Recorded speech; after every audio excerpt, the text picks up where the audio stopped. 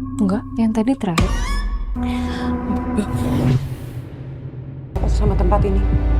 Aku mau pulang. Terus mati!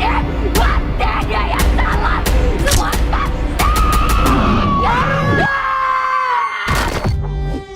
Hello guys, কেমন আছো সবাই? আশা করি সবাই খুব ভালো আছো। আজকে আমরা 2025-এ রিলিজ পাওয়া বহুল আলোচিত একটা ইন্দোনেশিয়ান হরর সিনেমা সম্পর্কে জানতে চলেছি, যেটা কিনা সত্য ঘটনার উপর নির্মিত। আর এই মুভির নাম হচ্ছে লেমবায়াং, যা ইন্দোনেশিয়ার সোশ্যাল মিডিয়াতে একটা ভাইরাল গল্প বা পোস্ট থেকে ইন্সপায়ার হয়ে তৈরি করা হয়েছে। মানে এই সিনেমার মেন থিমটা সত্য ঘটনা থেকে ইন্সপায়ার্ড। এটা এমন একটা ইন্টারেস্টিং সিনেমা যেটা তোমার দেখতে অবশ্যই বোরিং লাগবে না আমি আশা করছি। আর তোমরা যদি এই সিনেমাগুলো পছন্দ করে থাকো, তাহলে আমরা ইন্দোনেশিয়ান যে হরর সিনেমাগুলো রয়েছে বা বিভিন্ন দেশের যে টপ হরর সিনেমাগুলো রয়েছে সেগুলোর পুরো সিরিজ নিয়ে আসবো। তো বাড়তি কোনো কথা না বলে চলো আমরা ইন্দোনেশিয়ার এই সিনেমাটি সম্পর্কে খুবই সংক্ষেপে ছোট্ট একটা ব্রেক নিয়ে তারপর শুরু করছি। স্বাগতম প্রিয় বন্ধুরা, তোমরা কি একঘেয়েমিতে ভুগছো? তাহলে মজা পাওয়ার জন্য আজকের বিষয়টি একদম উপযুক্ত তোমাদের জন্য। এখানে তোমরা বিভিন্ন খেলার ফলাফল জানতে পারবে, খেলা সরাসরি দেখতে পারবে এবং ভবিষ্যৎবাণী করার মতো মজার একটি অংশও রয়েছে, যেখানে তুমি অনুমান করতে পারো কোন দল জিতবে, কতটা ব্যবধানে ইত্যাদি। এতে রয়েছে আকর্ষণীয় পুরস্কার জয়ের সুযোগ, বিলাসবহুল গাড়ি, নামি মোবাইল ফোন, কম্পিউটার এবং আরো অনেক কিছু। এটি এমন একটি বিশ্বস্ত জায়গা যেটি পিএসজি এর মতো আন্তর্জাতিক খেলার দলের পৃষ্ঠপোষকতা পেয়েছে, তাই এতে কোনো সন্দেহের সুযোগ নেই। নতুন কিছু খেলার সংযোজন হয়েছে, যেমন দ্রুতগতির চ্যালেঞ্জ খেলা ও মুরগির পথ চলা খেলা, যেখানে সহজেই খেলে আনন্দ নেওয়া যায়। আর হ্যাঁ, যদি তুমি আমাদের প্রচারমূলক সংকেত ব্যবহার করে নিবন্ধন করো, তাহলে পেতে পারো 12,000 টাকা পর্যন্ত পুরস্কার একদম বিনামূল্যে। সঙ্গে থাকবে প্রথম জমাই অর্থের পর বিনামূল্যে ঘূর্ণনের সুযোগও। অর্থ গ্রহণ ও প্রেরণ করা যাবে খুব সহজভাবে, নগদ, বিকাশ, রকেট, ব্যাংক হিসাব সহ আরো অনেক মাধ্যমে। তাই আর দেরি না করে উপরে থাকা স্থায়ী মন্তব্যে ক্লিক করো, সেখানে নিবন্ধনের প্রক্রিয়া রয়েছে। শুধু আমাদের প্রচার সংকেতটি ব্যবহার করলেই তুমি বোনাস পেয়ে যেতে পারো। এবার চলো মূল ভিডিওর দিকে এগিয়ে যাই। তো যাই হোক, কাহিনীর শুরুতেই আমরা তান্ত্রী নামের একটা মেয়েকে হসপিটালের হাইড্রোথেরাপি রুমে ফাঁস নিয়ে ঝুলে থাকতে দেখি, মানে আত্মহত্যা করেছে। তবে ওই মেয়েটি তার মৃত্যুর সময় তার অতীত জীবনের কিছু স্মৃতি স্মরণ করছিল। আর ওই অতীত স্মৃতি থেকে আমরা জানতে পারি যে এই মেয়েটি এই হসপিটালেই কাজ করে। আর প্রিসাইসলি বলতে গেলে এই মেয়েটা মূলত এই হাইড্রোথেরাপি রুমেরই ইনচার্জে ছিল। মানে বুঝতেই পারছো, একটা ডায়াগনস্টিক সেন্টারে ধরো এক্সরে মেশিনের দায়িত্ব ছিল এই মেয়েটা, আর সেখানেই সে সুইসাইড করছে। তো যাই হোক, এখানে ইডা নামের আরেকটা মেয়ে ছিল যে প্রেগনেন্ট মহিলাদের ডেলিভারি করাতো। তবে কিছুদিন ধরেই তার মন ভালো ছিল না, আর তাই ইডা তান্ত্রীর কাছে গিয়ে তার মন খারাপের কারণ জানার চেষ্টা করে। মানে এগুলো আমরা তান্ত্রীর অতীতে দেখছি আর কি। কিন্তু তান্ত্রী তখন ইডাকে কিছুই বলে না। আর এখানে লক্ষ্য, তান্ত্রী আর ইডার বয়সের পার্থক্য থাকলেও তাদের মধ্যে অনেক ভালো বন্ধুত্ব ছিল।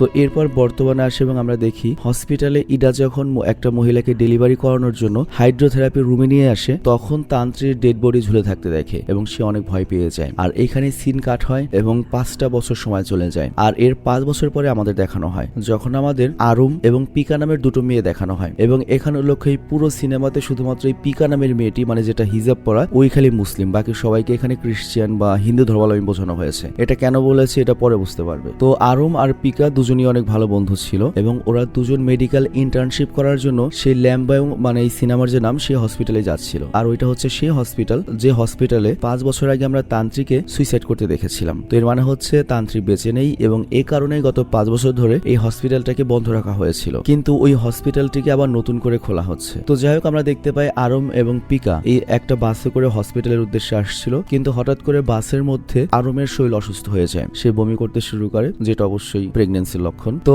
পিকা তখন তাকে সামলে নেয় আর তারপর যে কোনো ভাবে আরমকে করে কি হসপিটাল পর্যন্ত নিয়ে আসে। তো এইখানে আসার পরে তাদের সাক্ষাৎ হয় হিরু নামের একটা লোকের সাথে, যে কিনা হসপিটালের স্টাফ, মানে ছোটখাটো কাজ করতো। আবার হিরুর আরো একটা পরিচয় রয়েছে, সেটা হচ্ছে সে ইডার হাজবেন্ড। ইডা মানে যে মহিলাদের ডেলিভারি করায়। আর এখানে একটা ডক্টর ছিল যার নাম হচ্ছে রিঙ্গো। তবে রিঙ্গো এই হসপিটালে মহিলা স্টাফ এবং তাদের ইন্টার্নশিপের বিরুদ্ধে ছিল। সে চাচ্ছিল না কোনো মহিলা বা ইয়ং মেয়েরা এখানে আসুক। কেন, এটা পরে জানতে পারবে একবারে সিনেমার শেষে। তবে পিকা এখানে অনেক অনুরোধ করে আর তারপর সেই ডক্টর আরং এবং পিকাকে এইখানের যে আরেকটা সিনিয়র ডক্টর টোটো তার সাথে কথা বলতে বলে। তো তোমরা একটু গুলিয়ে যেতে পারো ফার্স্টে, কারণ অনেকগুলো ক্যারেক্টার, তবে একটু ধৈর্য ধরো, আস্তে আস্তে সব ঠিক হয়ে যাবে। তো এরপর আমরা দেখি ইডা নামের যে মহিলাটা ছিল সে পিকা আর আরমকে হসপিটালের ভেতরে তাদের রুমের দিকে নিয়ে যাচ্ছিল। আর ভেতরে যাওয়ার পরে পিকা করে কি হসপিটালের চারপাশ খুব ভালো করে লক্ষ্য করছিল, এবং এখনো হসপিটালের মধ্যে রেনোভেশনের কাজ চলছে, মানে সংস্কারের কাজ চলছিল, কারণ হসপিটালটা 5 বছর তো বন্ধ ছিল, বুঝতেই পারছো। তবে ইতিমধ্যে আরমের শরীর অবস্থা আরো খারাপ হয়ে যায়। বাট ওই সময় আমরা দেখি পিকা আরমকে বলে আমি ডক্টর আদিককে কল করছি।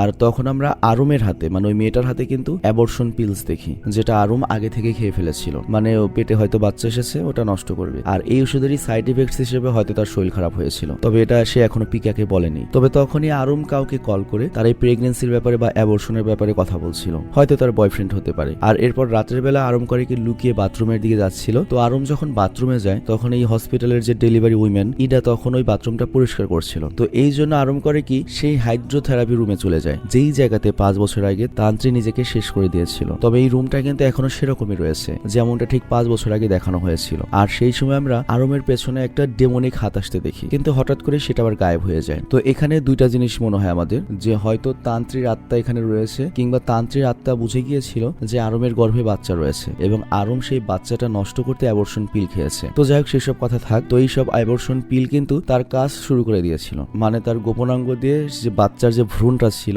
সেটা পড়ে যায়। বাট তখনই আরম খেয়াল করে হাইড্রোথেরাপি রুমের বাথটাবের পানির কল একাই চালু হয়ে গিয়েছে, মানে কোনো অদৃশ্য শক্তি আরমকে সংকেত দিচ্ছে যে কাজটা তুই ভালো করিসনি এবং এখানে তুই একা নস। আর এরপরে অদৃশ্য শক্তি যখন আরমের সামনে আসবে তার আগে এখানে ইডা চলে আসে এবং ইডা এসে আরমকে বলে এই রুম তো বন্ধ করে দেওয়া হয়েছে, তুমি এই রুমে কিন্তু আর কখনই আসবে না। তো এই কথা শুনে আরম সেখান থেকে চলে যায়। আর পরের দিন যখন আরম আর পিকা ডক্টর টোডোর সাথে কথা বলছিল, তো তখন ওই ডক্টর তাদেরকে বলে আচ্ছা ঠিক আছে, সমস্যা নেই, তোমরা এই হসপিটালে ইন্টার্ন করতে পারো, সমস্যা নেই। কিন্তু এখানে ডক্টর প্রথমে কিন্তু আরম এবং পিকাকে এই হসপিটালে যে অনেক গুজব রয়েছে বা হন্টেড ব্যাপারগুলো রয়েছে এগুলো নিয়ে ওয়ার্নিং দেয়। তো এজন্য বলে তোমরা যদি মনে করো যে কোনো সময় হসপিটাল ছেড়ে চলে যেতে পারো, তোমাদের উপর কোনো এক্সট্রা রেস্ট্রিকশন থাকবে না, মানে আমরা কোনো বেতন টেতন আটকাবো না। তো এইখানে আমরা দেখতে পাই এই সিনিয়র ডক্টর, ডক্টর টেডো খুবই ভালো এবং আরব এবং পিকার খুবই ভালো লাগে তার ব্যক্তিত্বটা। বাট তখন এখানে আয়ু চলে আসে, আর এই আয়ু হচ্ছে ডক্টর টোডোর এক্স ওয়াইফ, তার সাথে একজন সায়েন্টিস্ট এবং টুকটাক কবিরাজিও জানে, মানে বুঝতেই পারছে একবারে জলিসেন্স কোয়ালিটির মাল্টি ট্যালেন্টেড, মানে একই সাথে সায়েন্টিস্ট, ডক্টর, আবার হচ্ছে কবিরাজ।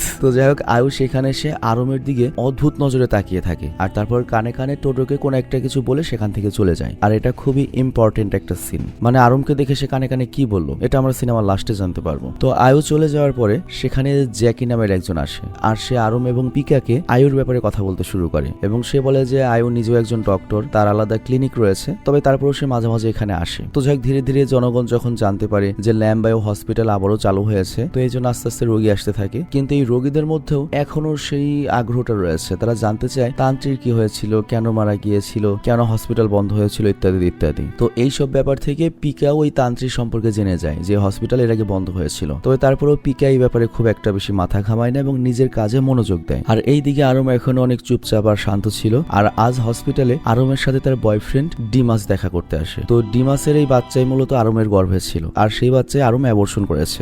আগের সিনে আমরা দেখেছিলাম যে আরম কাউকে কল করছে, আর সেটা তার ওই বয়ফ্রেন্ড ডিমাসই ছিল। তো ঘটনাটা এমন ছিল যে আরম এবং তার বয়ফ্রেন্ড অতিরিক্ত খাতিরে রাশি ইউক্রেন করেছে এবং এর ফলে যে বাচ্চা গর্ভে এসেছে তখন এই বাচ্চার দায়িত্ব নিতে ডিমাস অস্বীকার করে, আর এই কারণে আরমকে বাধ্য হয়ে ওই বাচ্চাটিকে অ্যাবর্শন করাতে হয়। তো যাই হোক ডিমাস কিন্তু এই পুরো বিষয়টা হালকাভাবে নিয়েছে, ওর কাছে এটা কোনো ব্যাপার না। আর এরপর সে আবারও আরমের কাছে আসে এবং এই সময় এসেও সে আবারও ইন্টিমেট হওয়ার চেষ্টা করে, চিন্তা করো। বাট আরম বুঝতে পেরেছিল যে ডিমাস তার জন্য সঠিক মানুষ নয়, আর এজন্য সে ডিমাসের সঙ্গে ব্রেকআপ করে এবং এখনই চলে যেতে বলে। আর এরপর আমরা বাইরে ডক্টর টেডোকে দেখি, যে কিনা মোমিং এবং হিরোকে বলে হাইড্রোথেরাপির রুমটা ঠিক করে দিতে হবে এবং বলে যে হাইড্রোথেরাপির ওই রুমটাতে নতুন করে দেয়াল তুলো যাতে বাকি রুমগুলো ব্যবহার করা যায়, মানে যে রুমটাতে সুইসাইড হয়েছে সেই রুমটা আটকে দিবে একবারে। আর এইদিকে আমরা রাতে দেখি যে হিরো করেছে কি আরমের রুমে আসে, মানে ওকে ব্ল্যাঙ্কেট এবং বেডশিট দিতে এসেছে, কিন্তু সে আরমকে একটু খারাপ নজরে দেখে। আর এরপরের সিনে আমরা দেখি আরম কান্না করতে করতে বাথরুমে বসে রয়েছে। তো আমরা বুঝতে পারি আরমের সাথে হয়তো খারাপ একটা কিছু করেছে ওই হিরো। আর এর কিছুক্ষণ পরে আরম নিজেকে কোনোভাবে সামলিয়ে পেশেন্টের রুমে যায়, আর তখন ডক্টর টোডো তাকে তাদের শেষ পেশেন্টটাকে চেক আপ করতে বলে এবং নিজে অ্যাডমিনিস্ট্রেশন রুমে চলে যায়। আর ওই সময় পিকাও আসে আরমের খোঁজ খবর নেওয়ার জন্য, কিন্তু পিকা যখন দেখে যে একজন পেশেন্ট রয়েছে রুমের মধ্যে তখন পিকা আর আরমকে বিরক্ত না করে সেখান থেকে চলে যায়। তো এইখানে আমরা যে পেশেন্টটাকে দেখি সেটা কিন্তু নর্মাল কোনো পেশেন্ট নয়, এটা ছিল মূলত তান্ত্রী, মানে অবশ্যই তান্ত্রী নয়, মূলত তান্ত্রীর আত্মা। এবং সে আরমকে দেখে খুব উইয়ার্ড একটা স্মাইল করছিল। তবে আরম তার এই তান্ত্রিক মান্ত্রিক সম্পর্কে কিছু জানে না, ওরা তো নতুন এসেছে এই এলাকায়। তো ও একটা নর্মাল পেশেন্ট মনে করে তার চেক আপ করার জন্য কাছে যায়। কিন্তু ওই তান্ত্রী তখন এমন ভাবে আরমের পেটে হাত রাখে যেন ও বলতে চাচ্ছে অ্যাবর্শন করে তুই ভুল করেছিস এবং আমি তোর অ্যাবর্শনের ব্যাপার জানি। বাট তখনই বিদ্যুৎ চলে যায় এবং আমরা দেখি ওখানে সিচুয়েশনটা খুব অন্যরকম হয়ে গিয়েছে। তার মানে হয়তো তান্ত্রীর আত্মার রাগ করেছে কার উপর, আরমের উপর, কারণ ও অ্যাবর্শন করেছে এর জন্য। আর এরপর আমরা দেখতে পাই আরম করে কি ফোনের ফ্ল্যাশ লাইট অন করে এবং তারপর যখন চেয়ারের দিকে তাকায় দেখতে পাই ওখানে কোনো পেশেন্ট নেই এবং আরমে তো অনেক বেশি ভয় পেয়ে যায়। তো এরপর আরম করে কি দ্রুত ওই রুম থেকে বের হওয়ার চেষ্টা করে, কিন্তু দরজা একাই লক হয়ে যায়। আর তখন তান্ত্রী গায়েবী ভাবে আওয়াজ দিয়ে আরমকে তার সাথে থাকতে বলে, কিন্তু এই আওয়াজে আরম আরো ভয় পেয়ে যায় আগের চেয়ে অনেক বেশি। আর তখনই রুমের লাইট চলে আসে এবং আরম দেখতে পায় রুমের মধ্যে সে ছাড়া আর কেউ নেই। আর এরপর যখনই আরম আয়নার দিকে তাকায় তখন সে দেখে যে তান্ত্রী তার ঘাড়ের উপরে বসে রয়েছে। তো এইবার আরম তো মারাত্মক ভয় পেয়েছে এবং মাটিতে শুয়ে পড়ে চিৎকার করতে থাকে। বাট ভাগ্যক্রমে তখনই ডক্টর টোড এখানে আসে উপস্থিত হয় এবং তারপর যখন আরম ওঠে সে দেখে সবকিছু আগের মতো নর্মাল হয়ে গিয়েছে। আর এরপর আমরা মোমিংকে দেখি যেখানে হাইড্রোথেরাপি রুমের বাথটাবকে ভাঙার চেষ্টা করছিল, যে বাথটাবের উপরে তান্ত্রীর লাশ পাওয়া গিয়েছিল। আর তখনই সেখানে হিরো চলে আসে, যার শব্দ শুনে মোমিং তো ভয় পেয়ে যায়। আর এরপর সে যখনই বাথটাব ভাঙার চেষ্টা করে উল্টো নিজের হাতে ব্যথা পেয়ে যায়। আর তখন তাদের মনে হয় এই জায়গাতে হয়তো কাজ করাটা ঠিক হচ্ছে না, কারণ এখানে কোনো অশুভ শক্তির উপস্থিতি রয়েছে। কিন্তু হিরো খুব অদ্ভুত ব্যক্তি ছিল, সেই সব নেগেটিভ শক্তি বা ভূত প্রেতে বিশ্বাস করতো না। আর এই জন্য সে মোমিংকে বোঝানোর চেষ্টা করে যেসবে পাত্তা দিস না, কিন্তু মোমিং উল্টো ওর কথার পাত্তা নেদে সেখান থেকে চলে যায়। আর এইদিকে হিরোকে কেউ একজন কল করে অ্যাম্বুলেন্সের জন্য, আর তার গন্তব্যটা ছিল হসপিটাল থেকে অনেক দূরে। তো এই কারণে হিরো দ্রুত ওই গন্তব্যে পৌঁছানোর জন্য অ্যাম্বুলেন্স নিয়ে বেরিয়ে পড়ে। আর অ্যাম্বুলেন্সের মধ্যে হিরো মোমিং এর সাথে আরম এবং পিকার ব্যাপারে কথা বলছিল। তারা বলছিল আরম আর পিকা একবারে কচি মাল, এভাবে বলছিল যে ওদেরকে খেতে হবে। তো এই কথায় বুঝতে পারছো যে এই হিরো এবং ওই মোমিং মানে হসপিটালে যে দুজন কাজ করে ওরা খুবই দুশ্চরিত্র লোক। তো যাই হোক, এরপর হিরো অ্যাম্বুলেন্স ড্রাইভ করতে করতে হঠাৎ করে দেখতে পায় যে রাস্তার মধ্যে বিভিন্ন জায়গায় তান্ত্রী দাঁড়িয়ে রয়েছে। তো এই তান্ত্রীর আত্মা এত বছর পরে হঠাৎ কেন আসলো? অ্যাকচুয়ালি হয়েছে কি, হসপিটাল হয়তো 5 বছর পরে চালু হয়েছে আর এই কারণেই সেই তান্ত্রীর আত্মা মুক্তি পেয়ে গিয়েছে। তো যাই হোক, বারবার এরকম ভুল দেখার কারণে হিরো একসময় ব্যালেন্স হারিয়ে ফেলে এবং অ্যাক্সিডেন্ট করে এবং এই অ্যাক্সিডেন্টে যেটা হয় ওই লম্পট হিরো সেখানেই মারা যায়। তবে এখানে আমরা একটা ভুল তথ্য দিয়েছি, এই হিরো কোনোভাবে ওই ডেলিভারি যে উইমেন রয়েছে তার স্বামী নয়, এটা আমাদের স্ক্রিপ্ট রাইটার ভুল করেছে আর কি। তো যাই হোক, এর পরের দিন হিরোর ডেড বডি হসপিটালে আনা হয় আর তখন হসপিটালে সবাই খুব বিপর্যস্ত হয়ে পড়ে এবং সবাই অনেক বেশি শকড হয়ে গিয়েছিল। স্পেশালি আরমও এক সাইডে গিয়ে কান্না করা শুরু করে। আর তখনই তার কাছে পিকা এসে বসে এবং বলে তুই এত কাঁদছিস কেন? আর তখন আরম পিকাকে সেই ব্যাপারে বলে যেখান থেকে আমরা জানতে পারি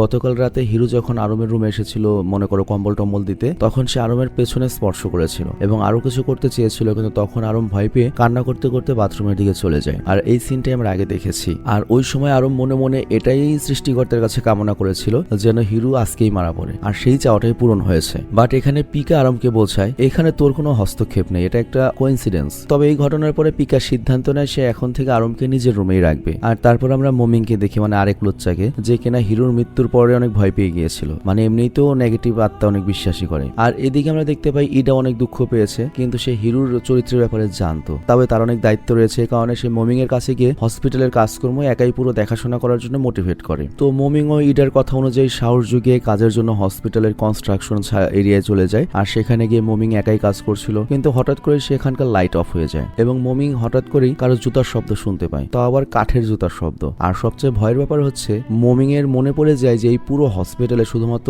তান্ত্রী এই কাঠের জুতা ব্যবহার করত এবং ইনস্ট্যান্টলি তখনই তান্ত্রীর আত্মা এসে মোমিংকে ভয় দেখানো শুরু করে এবং ভয় পেয়ে মোমিং যে কোনোভাবে পালাতে পালাতে একটা নদীর কিনারে এসে পৌঁছায়। মানে এখানে মোমিং ভয় পেয়ে এতটাই পাগল হয়ে গিয়েছে যে অন্য কারো রুমে না গিয়ে ও হসপিটাল থেকে বেরিয়ে গিয়েছে। তো ওইখানেও এমন একটা জায়গাও পৌঁছায় যেখানে একটা গাছ ফেলা ছিল, মানে যেটা ব্রিজের মতো কাজ করছিল। তো মোমিং তাড়াহুড়ো করে সেই গাছ দিয়ে নদী ক্রস করার চেষ্টা করে, কিন্তু আফসোস সে নদীতে পড়ে যায়। তবে তারপরে অনেক কষ্টে মোমিং সাঁতার কেটে নদীর পাড়ে আসে। তো রাত কেটে সকাল হতে হতে সে বাড়িতেও পৌঁছে যায়, কিন্তু বাড়িতে গিয়েও সে অনেক কান্না করতে থাকে। এবং এরপর আমরা মোমিং এর কিছু অতীত স্মৃতি দেখতে পাই, যেখান থেকে আমরা জানতে পারি যে মোমিং আর হিরো মিলে মূলত তান্ত্রীর বডিটা উপরে ঝুলিয়ে দিয়েছিল। এবং এখানে একটা বিষয় খোলাসা হয় যে তান্ত্রী আসলে ওই 5 বছর আগে নিজে আত্মহত্যা করেনি, এটা একটা প্ল্যানিং মার্ডার ছিল। তো এইসব কথা মনে করে মোমিং নিজেই বিড়বিড় করে বলতে থাকে আমি তো এটা শুধুমাত্র টাকার জন্য করেছিলাম। তো এটার অর্থ তান্ত্রীর মৃত্যুর পেছনে হিরো এবং মোমিং এর কোনো না কোনো কানেকশন রয়েছে, আর এজন্যই তান্ত্রী ওদের পেছনে পড়ে গিয়েছে। তো যাই হোক, তান্ত্রীতে হিরোর কাছ থেকে প্রতিশোধটা নিয়ে নিয়েছে আর এখন বাকি রয়েছে মোমিং। তো ব্যাপারটা মোমিং যেভাবেই করুক না কেন তার তো এখন আফসোস হচ্ছে। তো মোমিং তখন তার নিজের নিজের সত্যতাটা জানার জন্য ইডোর কাছে যায়,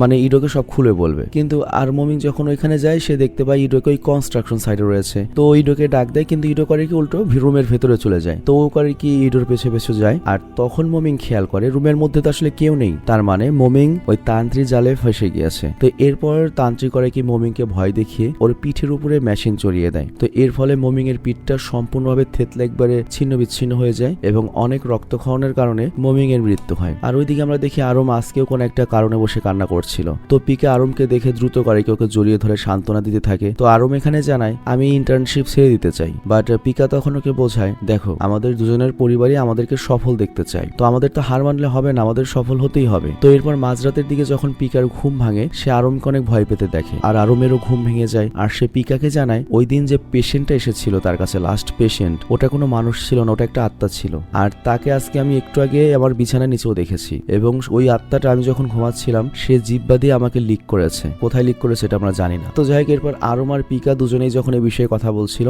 তখনই একজন এসে ওদেরকে মমিং এর মৃত্যুর খবর দেয়, মানে মমিং এর লাশটা মাত্রই পাওয়া গিয়েছে। তো এই কথা শুনে ওরা আরো শকড হয়ে যায়, ভয় পেয়ে যায়। আর এরপরে মমিং এর ডেড বডির কাছে গিয়ে পিকা ডক্টর রিঙ্গোকে দেখতে পায়। তো রিঙ্গো সেখানে বসে কিছু একটা ভাবছিল। আর এরপর সে ইডোর সাথে কথা বলতে বলতে সোজা ইডোর কাছে চলে যায়। কিন্তু এসব দেখে পিকার কাছে রিঙ্গোর রিয়াকশন একটু উইয়ার্ড লাগে এবং সে ডক্টর রিঙ্গোকে সন্দেহ করার কারণে তার পিছনে লুকিয়ে লুকিয়ে ইডা এবং রিঙ্গোর আলাপন শোনার চেষ্টা করে। কিন্তু পিকা যে এখানে রয়েছে এটা ডক্টর রিঙ্গো বুঝে যায় এবং এজন্য সে আর কোনো কথা না বেরিয়ে সেখান থেকে চলে যায়। কিন্তু এবার পিকা করে কি ইডার পাশে গিয়ে বসে। আর এখানে দেখা যায় যে ইডা সত্যি খুব আপসেট, কারণ একদিন আগেই হিরোর মৃত্যু ঘটলো, আবার আজকে মমিং এর মৃত্যু হলো। বাট পিকা তখন তাকে সান্ত্বনা দেয় এবং এর সাথে জানার চেষ্টা করে যে এই হসপিটালের যে আসল মালিক যার নাম হচ্ছে মিস্টার বেগাস, সেখানে এত ঘটনা ঘটার পর আসছে না এবং এইসব মৃত্যুগুলোর দায়িত্ব নিচ্ছে না। আর তাছাড়া আজ পর্যন্ত তাকে আমরা দেখিও নি, উল্টো তার জায়গায় ডক্টর টোডো মানে মেইন ডক্টর পুরো মালিকের দায়িত্ব পালন করছে। তো এই কথার উত্তর ইডাও দিতে পারে না। আর এখানে একটা বিষয় লক্ষ্য, আমি ভুলে ভুলে নাম দিয়ে একবার উচ্চারণ ভুল করতে পারি, একবার ইডো একবার ইডা, এগুলো তোমরা কানে নিও না, কারণ আমার যে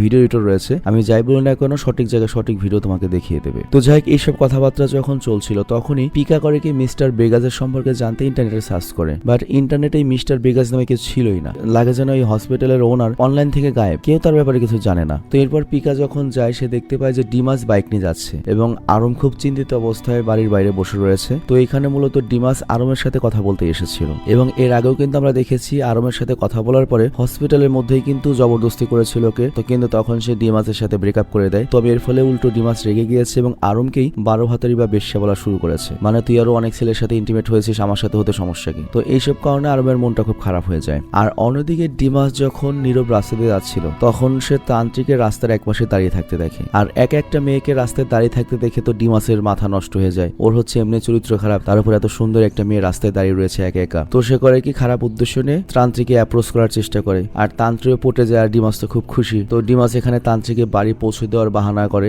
আর এই তান্ত্রিক এটাই যাচ্ছিল। তো তান্ত্রিক তখন জঙ্গলের একটা কাঁচা রাস্তার দিকে হাত দিয়ে ইশারা করে আর ডিমাসও ভাবে জঙ্গলের ভেতর গেলেই তো সুবিধা এবং ওকে বাইকের পেছনে বসিয়ে এগোতে থাকে। কিন্তু ওই রাস্তাটায় যাওয়ার পরে ডিমাসের একটা হ্যালুসিনেশন হয় এবং সে একটা ক্লিফ থেকে বা একটা উঁচু জায়গা থেকে নিচে পড়ে যায়। তার মানে এই ভূতে ওকে এখন ঘুঘু জাতা দিয়ে মারবে। আর অন্যদিকে আমরা দেখি পিকা এখনো আরমের কাছ থেকে জানার চেষ্টা করছিল যে তোমার সাথে কি হয়েছে, কাহিনীটা বিস্তারিত বলো, মানে তুমি এই প্রেগনেন্ট হয়ে এসেছিলে কিভাবে, কার সাথে প্রেম ছিল, এগুলো আমাকে বলো। আর তখনই পিকার মোবাইলে ডিমাসের মায়ের কাছ থেকে কল আসে যে ডিমাসের সাথে হয়ে যাওয়া ভয়ানক দুর্ঘটনার ব্যাপারে জানায়। তান্ত্রিক ডিমাসকে মারতে পারেনি, ডিমাস বেঁচে গিয়েছে বাট অনেক আহত হয়েছে, তাকে হসপিটালে নেওয়া হয়েছে। তো এই খবর শুনে আরম আর পিকা দুজনে করে কি দ্রুত হসপিটালে পৌঁছে। বাট আমাদের কাছে একটা প্রশ্ন জাগে, আরমকে কল না করে ডিমাসের মা কেন পিকাকে কল করলো? এবং আমরা দেখি পিকাকে দেখেই ডিমাসের মা করে জড়িয়ে ধরে কান্না করতে থাকে। তো ডিমাসের মায়ের কথা থেকে আমরা জানতে পারি ডিমাস মূলত পিকার কথা বলে বাড়ি থেকে গিয়েছিল এবং ডিমাসের মা জানতো যে ডিমাস পিকার কাছেই গিয়েছে। আর পিকা ওই ব্যাপারে কোনো সাফাই দেয় না, কিন্তু আরম এটা দেখে শকড হয়ে যায়। আর ডিমাসের মা তখন সেখান থেকে চলে যাওয়ার পরে আরমের কাছে মনে হয় যে ডিমাস আর পিকার সম্পর্ক রয়েছে, মানে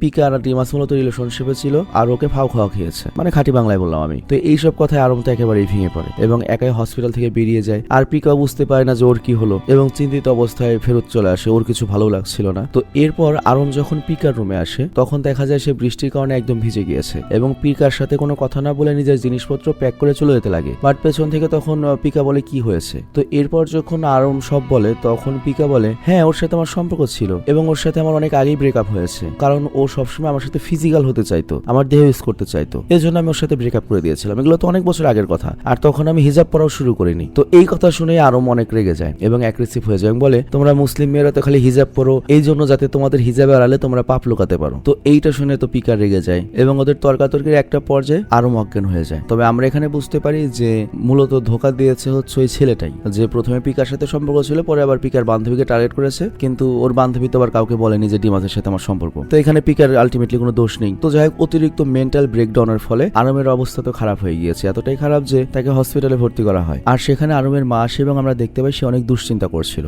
আর এই সব ঘটনার পরে পিকা নিজেও অনেক বেশি চিন্তিত হয়ে যায় এবং ভাবতে থাকে এই হসপিটালে আসলে কি হচ্ছে। তো এই জন্য সে ডক্টর টেডো মানে এই হসপিটালের যে ডিরেক্টর তাকে সরাসরি প্রশ্ন করে যে হসপিটালে এগুলো কি চলছে এবং হসপিটালের যে মালিক মিস্টার বেগাস সে কেন হসপিটালে আসে না। তো এই সব প্রশ্নের পরে মিস্টার টেডো তার চিরাচরিত্র সুন্দর হালকা একটা স্মাইল করে বলে যে আমি আসলে এই হসপিটালের মালিক, আর বেগাস তো আমার ড্রাইভারের নাম, যেখানে অনেক আগে রিটায়ার্ড হয়ে গিয়েছে। আর আমি মূলত হসপিটাল যখন চালু করেছিলাম তখন বেগাসের ছবি ইউজ করেছিলাম, কারণ আমি চেয়েছিলাম হসপিটালের সকল স্টাফ আমাকে বন্ধুর মতো ট্রিট করুক, আমি চাই না কেউ আমাকে বসের মতো ট্রিট করুক। আর আমার এই আইডিয়া কাজও লেগেছিল এবং এই হসপিটালটা অনেক সফল হয়েছিল। তো বুঝতেই পারছো আসল মালিক এই জন্যই কখনো সামনে আসেনি, কারণ মিস্টার বেগাস তো আসলে মালিকই নয়। তো যাই হোক, এরপর আমরা ইডাকে দেখি আর সে আজকে হসপিটাল ছেড়ে গ্রামে চলে যাচ্ছে, কারণ প্রথমে সে তান্ত্রিকে হারিয়েছে, এরপর হিরু মোমিং, তো আর কাউকে সে দেখতে চায় না। তো এই শোক নিয়ে সে এখানে আর কাজ করার সাহস পাচ্ছিল না। তবে ইডা চলে যাওয়ার আগে পিকা তাকে মোমিং এর একটা লকেট দেয়, যেটা সে মোমিং এর জিনিসপত্রের মধ্যে পেয়েছিল। তো লকেটটি দেখে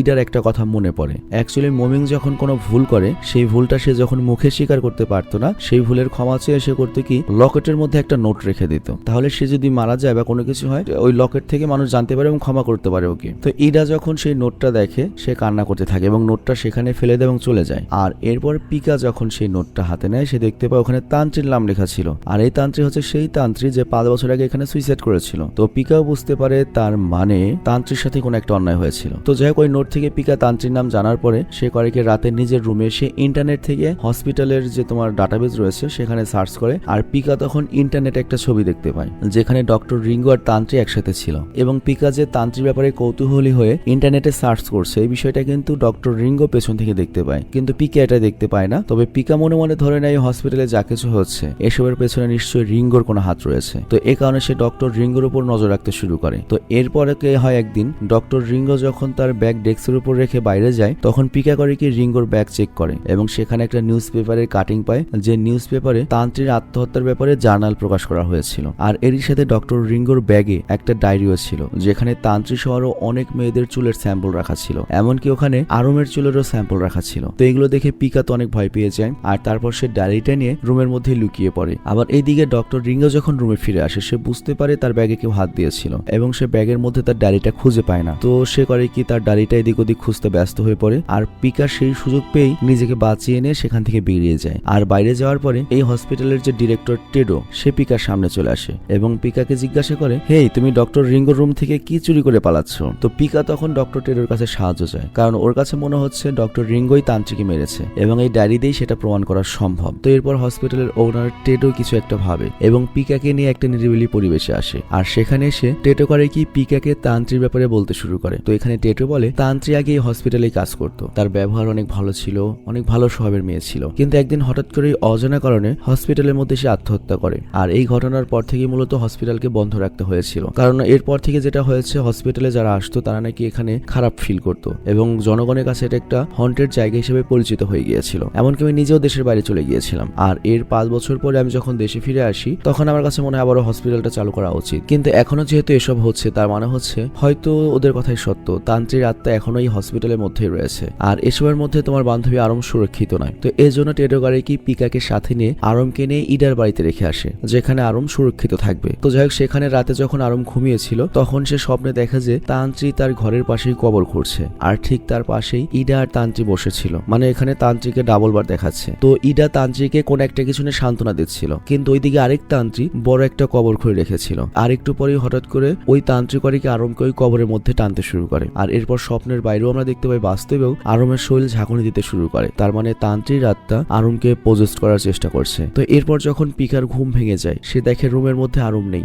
আর তাই সে হসপিটালের মধ্যেই আরমকে খুঁজতে বেরিয়ে পড়ে। আর সে তখনই হাইড্রোথেরাপির রুম থেকে আরমের চিৎকার শুনতে পায়। তো পিকা তখন দ্রুত ঘাবড়ে যায় এবং ডক্টর টেডোকে কল দিয়ে হসপিটাল আসতে বলে এবং আরম ভেতর থেকে বারবার একটা কথাই রিপিট করছিল, এখানে আমার কোনো দোষ নেই, ওদেরই মরে যাওয়া উচিত। আর যেহেতু হাইড্রোথেরাপি হাইড্রোথেরাপির রুমকে বাইরে থেকে ওয়াল দিয়ে বন্ধ করে দেওয়া হয়েছিল, তো এই জন্য পিকা ভেতরে যেতে পারছিল না। কিন্তু ওরা ভেতরে গেল কিভাবে, আরম ভেতরে গেল কিভাবে? আর তখনই খেয়াল করে যেহেতু এটা একটা কনস্ট্রাকশন বিল্ডিং, উপরের ছাদ কিছুটা খোলা রয়েছে, তো পিকা একটা ময়ের সাহায্যে কোনো রকমে করে কি সে ছাদ ভাঙা দিয়ে হাইড্রোথেরাপি রুমে প্রবেশ করে। কিন্তু সেখানে গিয়ে পিকা দেখে যে আরম বাথটাবের মধ্যে পজেস্ট অবস্থায় বসে রয়েছে এবং এই একই কথা বারবার রিপিট করছিল। কিন্তু ততক্ষণে ডক্টর টোডো হসপিটালে চলে এসেছিল, আর সে এসেছিল মূলত পিকার ফোন কল পেয়ে। তো যাই হোক, টোডো নিজেও করে কি হাইড্রোথেরাপি রুমে ঢোকার চেষ্টা করে, কিন্তু সে যেতে পারে না। আর ওইদিকে পিকা অনেক জোরে জোরে আরমের নাম ধরে ডাকছিল। তো এই চিৎকার শুনে আরম করে কি বাথটাবের মধ্যে ওই রক্ত মিশ্রিত পানির মধ্যে শুয়ে পড়ে। আর তারপর যখনই পিকা তার কাছাকাছি আসে তখনই আরম করে কি পিকাকে জড়িয়ে ধরে নিজের দিকে টান দেয় এবং ওই পানির মধ্যে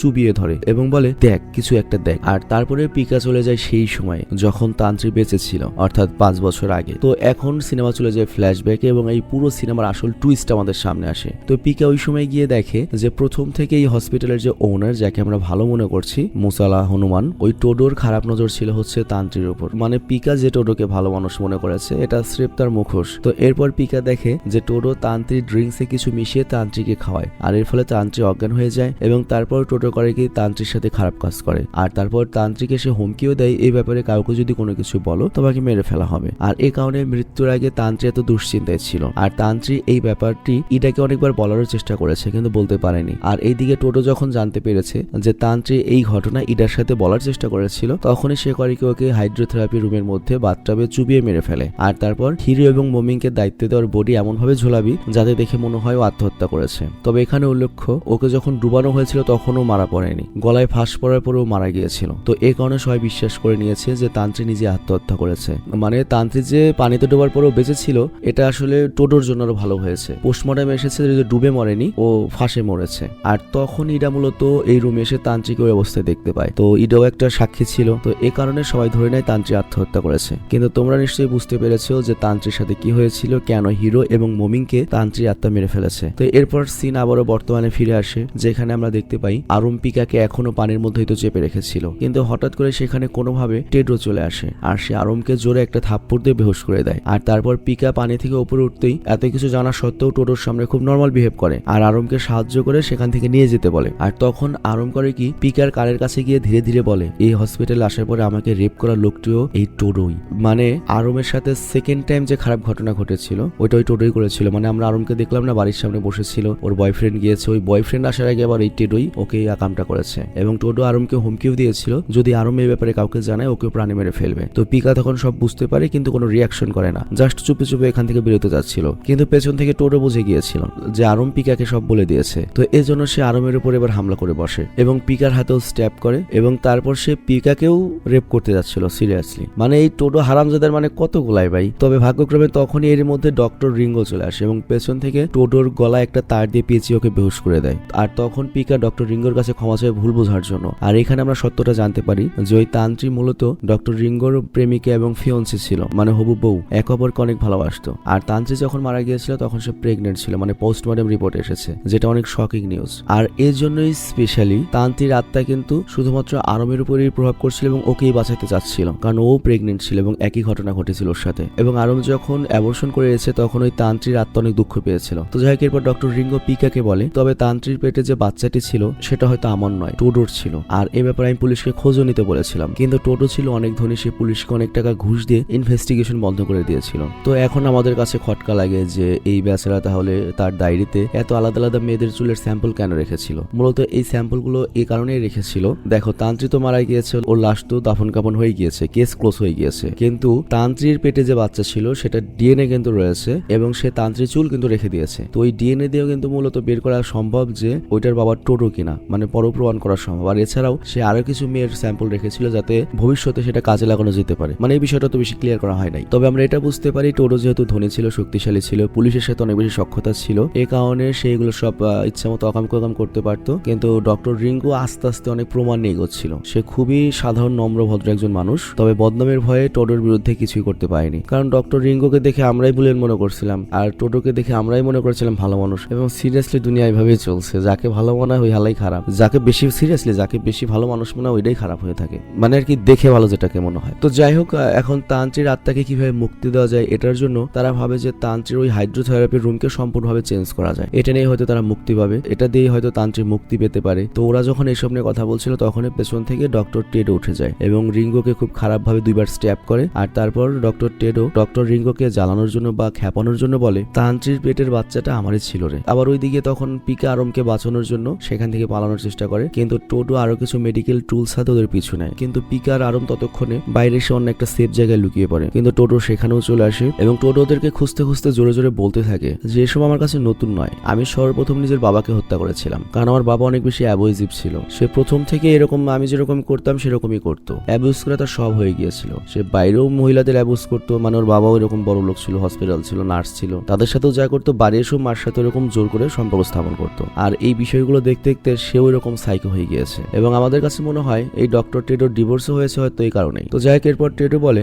একদিন আমার মনে হলো যে বাবার জন্য আমি ইচ্ছা মতো বাঁচতে পারছি না, আকাম কাম করতে পারছি না, মানে অনেকটা ভাবে বলেছে। তো তার ড্রিঙ্কসে মানে মদের মধ্যে বিষ মিশিয়ে মেরে ফেলি। আর এরপর প্রেজেন্ট টাইমে আমরা দেখতে পাই পিকা আরমকে লুকিয়ে নিজে টোটোর সামনে চলে আসে। টেটো এবার পিকাকেই প্রাণে মারার চেষ্টা করে, কিন্তু তখনই এখানে ইডা চলে আসে। তো এখানে আমরা বুঝতে পারি ইডা মূলত তার গ্রামে ফিরে যায়নি, তবে এখানে ইডা করে কি অতিরিক্ত আগে টোটোকে খুব ভালোই স্ট্যাপ করে, মানে কোথাও না কোথাও ইডাও সব বুঝতে পেরেছিল। আর অন্যদিকে ডক্টর র্যাঙ্গো তখনও বেঁচে রয়েছে, সে কোনো রকমের ড্রেসিং করে হাইড্রোথেরাপি রুমকে ভেঙে ফেলার কাজে লেগে পড়ে। আর এই দিকে ইডা টেটোকে অনেক বেশি ঘায়ল করে দিয়েছে। আর তারপর ইডা যখন আরমের সামনে যায় তখন আরমের কথাবার্তা শুনে বুঝতে পারে যে আরম এখনো তান্ত্রীর আত্মার কাছে পজেস্ট হয়ে রয়েছে। তো ইডা বুঝতে পারে যে ওর সামনে আরম নয় তান্ত্রী বসে রয়েছে। তো এই কারণে সে ইমোশনাল হয়ে যায়, কারণ সে তান্ত্রিককে অনেক ভালোবাসতো, অনেক মিস করতো। কিন্তু তখনই আচমকা পেছন থেকে টেডো এসে ইডার গলা কেটে দেয়, যার ফলে ইডার সেখানে মৃত্যু হয়। আর তারপর টেডো করে কি পিকার ক্ষতি করতে যখন এগিয়ে যায় ততক্ষণে আরম সম্পূর্ণভাবে তান্ত্রীর আত্মার হাতে পজেস্ট হয়ে যায় এবং তান্ত্রী অনেক খারাপভাবে টেডোর উপর হামলা করে এবং প্রথমেই টেডোকে স্ট্যাব করে দেয়। আর তারপর টেডোর একটা চোখ তুলে নেয় এবং এটা দেখতে অনেক মানে স্যাটিসফাইং গুজবাম ছিল, তো আমি তোমাদের দেখাতে পারছি না। তো যাই হোক, তান্ত্রী তো টেডোকে প্রায় প্রাণেই মেরে ফেলছিল, কিন্তু মাঝখানে গরিবের সাবানা পিকা চলে আসে এবং পিকা চায় না তান্ত্রী ভাবে টেডোকে মেরে নিজের ইমেজ নষ্ট করুক। সিরিয়াসলি ও মারা গিয়েছে, ওর ইমেজের আর কি আছে, তার নাম হয়েছে সুইসাইড করে মরেছে। এবং পিকা এখানে ওয়াদা করে সে টেডোকে আইনের আওতায় এনে শাস্তি দেবে। ভাই তুই নিজের চাকরি ম্যানেজ করতে পারোস না, আসছিস ইন্টার্নশিপে, তুই আবার শাস্তি আইনের আওতায় এনে শাস্তি দিবি? তো যাই হোক, পিকা তান্ত্রীর কাছে মৃত্যুর পরবর্তী জীবনে ফিরে যাওয়ার জন্য অনুরোধ করে, তান্ত্রী মেনে নেয় এবং আরও আবার স্বাভাবিক হয়ে যায়। আর এর পরের দিন সব রিপোর্ট লিখানো হয় এবং টেডোকে ইমার্জেন্সি চিকিৎসা দেওয়ার জন্য অ্যাসাইলাম জেলে পাঠানো হয়, মানে পাগলের জেলে। আর এসবের পর থেকে পিকার আরো মোটামুটি খুশি, কিন্তু ট্রমায় চলে গিয়েছে। আর তারপর আমরা আয়ুকে দেখি যে আর কি টেডোর এক্স ওয়াইফ। তো হঠাৎ করে সে জেলে টেডোর সঙ্গে দেখা করতে যায়। আর এরপর আমাদের অতীতের একটা সিন দেখানো হয়, যেদিন আয়ু প্রথম আরমকে দেখেছিল এবং ওই যে টেডোর কানে কানে কিছু একটা বলেছিল, মনে আছে তোমাদের? তো মূলত আরমের পেছনে তান্ত্রী আত্মাকে দেখতে পেয়েছিল, আর এটাই সে টেডোকে বলেছিল, কিন্তু টেডো এই কথা সিরিয়াসলি নেয়নি। কিন্তু আমরা একটা জিনিস লক্ষ্য করি, আয়ু কিন্তু সাইকো টাইপের, ওদের সাথে সম্পর্ক নাই কিন্তু দুজন একটা সাইকো টাইপের। এবং এখানে সে কি বলে জানো, তোমার যে অবস্থায় হোক না কেন আমি সব সময় তোমার পাশে আছি। আর এই কথা শুনে টেডো যখন খুশি হয় এবং আয়ুর কাছাকাছি আসে, মানে শিকের একবারে ক্লোজ চলে আসে, তখনই আয়ুর চোখ অন্যরকম হতে শুরু করে। তার মানে তান্ত্রী এবার আয়ুর শৈলে রয়েছে এবং যে নিজের বদলা নিতে এসেছে। এবং টেডো যেহেতু কাছাকাছি চলে এসেছে, তো বুঝতেই পারছো ফাইনালি সে প্রতিশোধ নেবে। আর এখানেই সিনেমাটি শেষ হয়ে যায়। তো যাই হোক, আজকের মতো বিদায় নিচ্ছি। ভালো থেকো, সুস্থ থেকো এবং সিনেমা যদি তোমাদের ভালো লেগে থাকে বা তোমাদের ভালো লাগার কোনো সিনেমা যদি থেকে থাকে সেটা আমাকে সাজেশন করতে পারো। তবে আনফরচুনেটলি আমরা কোনো সিরিজ এক্সপ্লেন করতে পারছি না, কারণ একটা সিরিজ এক্সপ্লেন করার জন্য যেরকম টিমের প্রয়োজন রয়েছে বা লোকবলের প্রয়োজন রয়েছে সেটাও আমাদের নেই। তাছাড়া আরেকটা বিষয় রয়েছে যে চ্যানেলগুলোর যে এখন যে অবস্থা, আমরা অলরেডি মনে করো র্যান্ডম গ্রুপের যে তোমার বাংলা কন্টেন্ট গুলো রয়েছে এগুলো অলরেডি মনে করো ছেড়ে দিয়েছি। এসব চ্যানেলে আমরা খুব বেশি আর আশা ভরসা করছি না, যে কয়দিন যায় যে কয়দিন চলে। তবে তারপরেও যে কয়দিন আমরা আছি আমাদের সাথে থেকো এবং কোনো সাজেশন যদি থাকে কোনো ভালো সিনেমার, হরর সিনেমার, সেটা আমাদের সাজেশন করতে পারো।